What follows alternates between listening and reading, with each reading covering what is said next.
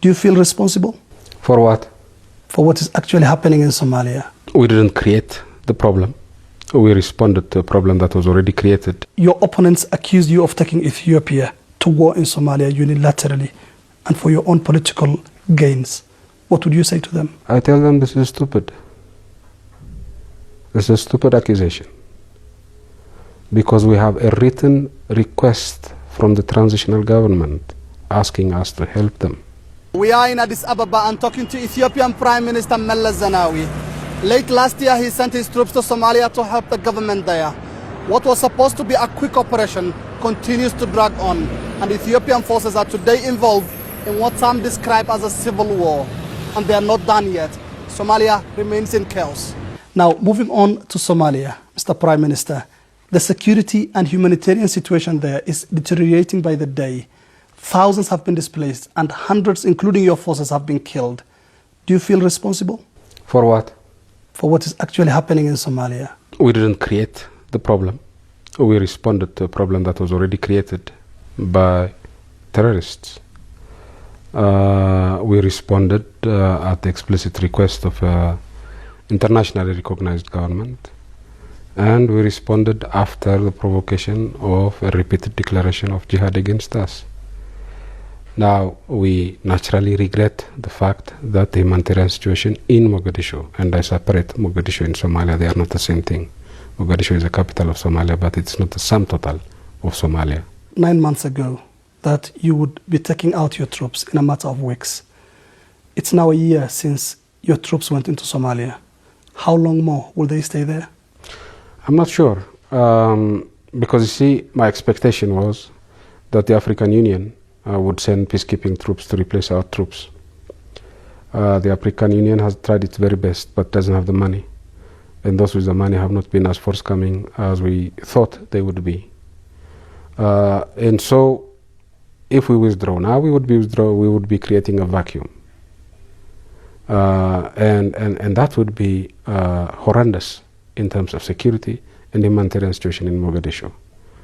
What we see now would be a picnic compared to what would happen if we were to withdraw in a precipitate manner.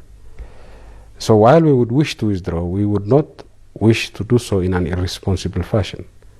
The options are either for the Somalis to take care of their own problems, which means we have to build their security capability, or the African Union will have to take care of the problem. You've recently been quoted as saying that you wanted to be relieved of the burden Somalia is to Ethiopia.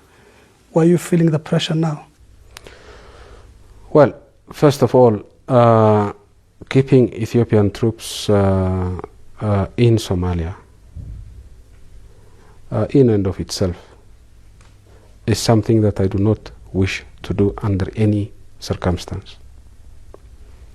I would not want to have Ethiopian troops in any of the neighboring countries. That's not where they were supposed to be. We were forced by circumstances to send our troops. But the intention should be to withdraw at the earliest possible moment as a matter of principle. That should be the policy. And so that is one of the primary reasons. Secondly, we have covered the cost of our troop deployment in Mogadishu and Somalia from the very first day. Not a single cent of assistance has been given to us by anybody to cover the cost that we are incurring in Somalia. Now, Ethiopia is a poor country. While we have to support our cousins in Somalia, there is a limit to what we can do. So because of this, we want to withdraw our troops at the earliest moment. We want to be relieved of the burden, either by the Somalis themselves or by somebody else. Are you giving any deadlines? I have given estimates of the time that would be appropriate for us to withdraw from Somalia. I've been wrong in the past. So I wouldn't want to be wrong a second time.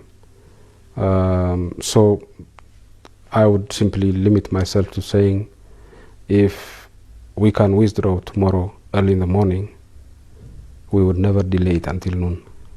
Your military offensive in Somalia, which in your own words was meant to tackle extremism, seems to have just fueled that.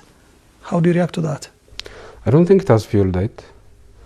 The extremists were in control of practically all of Somalia with the exception of Baidoa. Now they are restricted to 2.5, 3 districts of Mogadishu. As you probably know, Mogadishu has 13 districts. 10 to 11 of these districts are peaceful. The bulk of Somali territory is peaceful.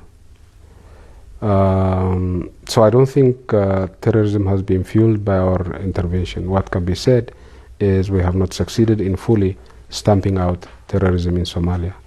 And there is some ways to go before we can say so. Mr. Prime Minister, your forces have been accused of human rights abuses. What do you have to say in their defense? I think this whole approach about so-called human rights abuses in Somalia and Mogadishu, to me, is indicative of the flaw in the whole system of human rights reporting.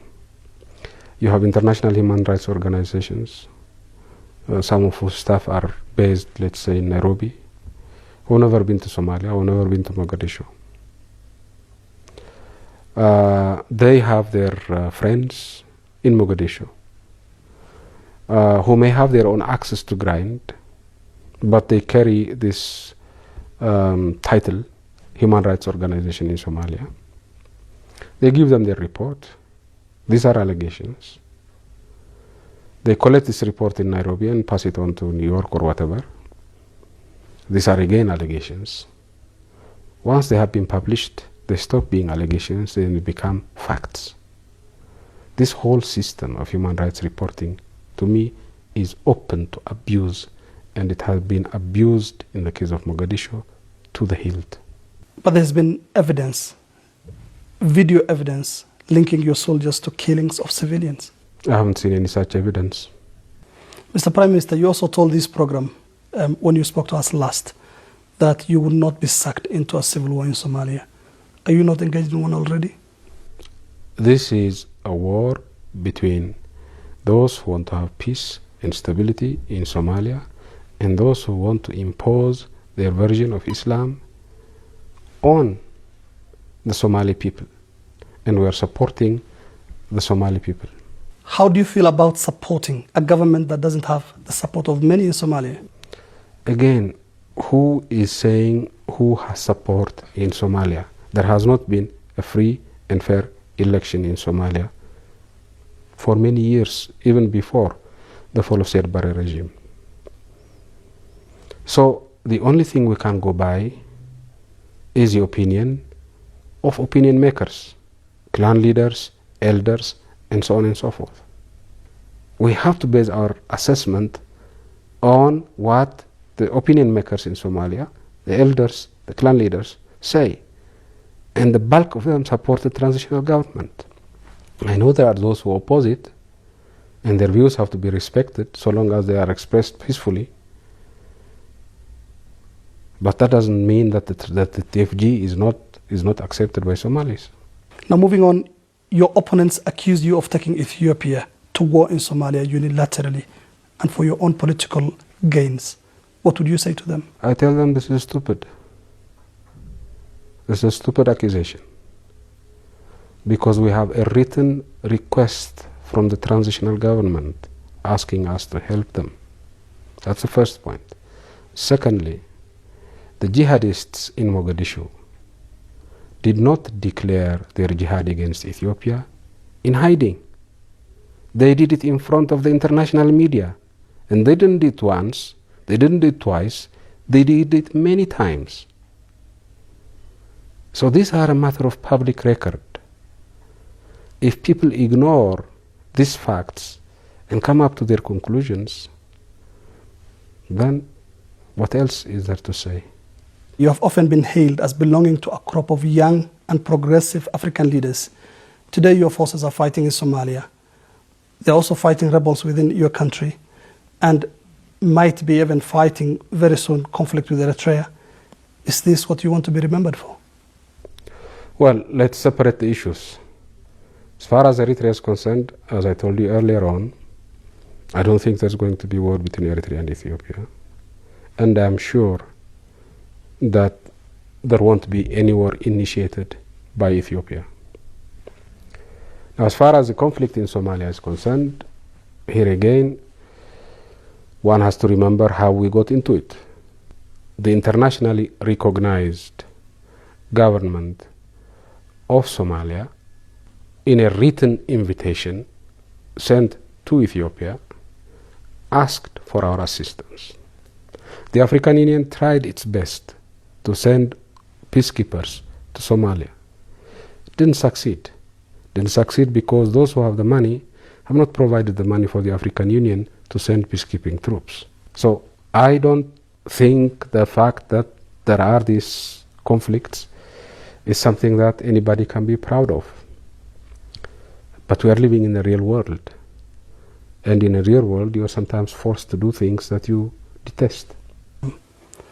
Are you contemplating to step down as Prime Minister anytime soon?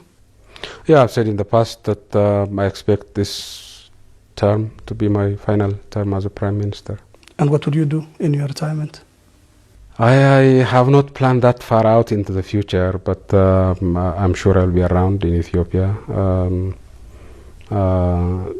I would be in a position to do things that I would have liked to do, but I've not had the time to do in the past. I have a lot of hobbies. I'll probably pick up one or two of those hobbies.